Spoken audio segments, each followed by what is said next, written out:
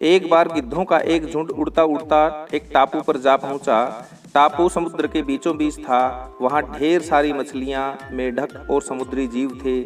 इस प्रकार गिद्धों को वहां खाने पीने की कोई कमी नहीं थी। सबसे अच्छी बात ये थी कि वहां गिद्धों का शिकार करने वाला भी कोई जंगली जानवर नहीं था।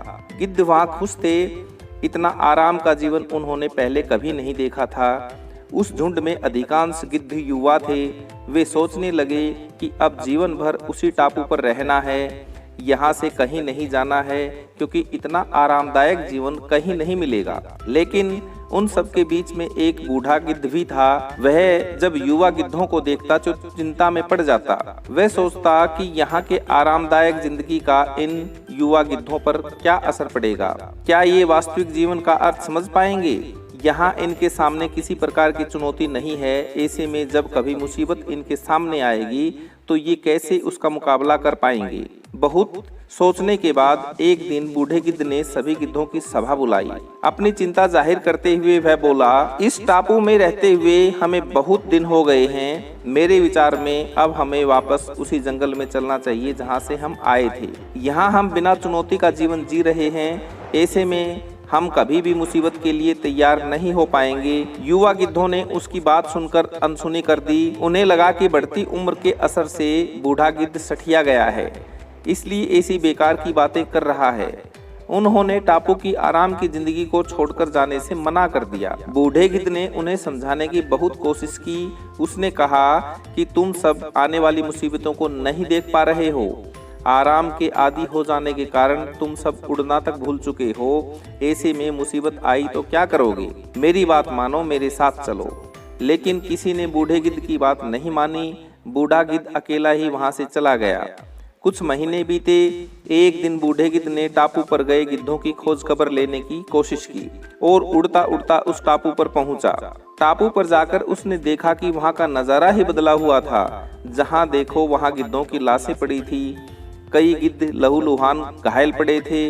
हैरान बूढ़े गिद्ध ने एक घायल गिद्ध से पूछा, ये क्या हो गया है तुम्हें? तुम्हारी ये हालत कैसे हुई? घायल गिद्ध ने बताया, आपके जाने के बाद हम इस टापू पर बड़े मजे की जिंदगी जी रहे थे।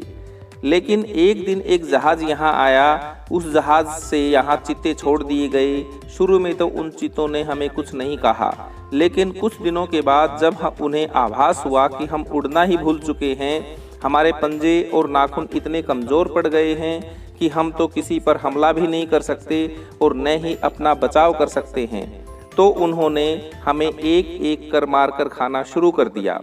हमारी लापरवाही के कारण ही हमारा ये हाल हुआ है। शायद आपकी बात न मानने का फल हमें मिला है।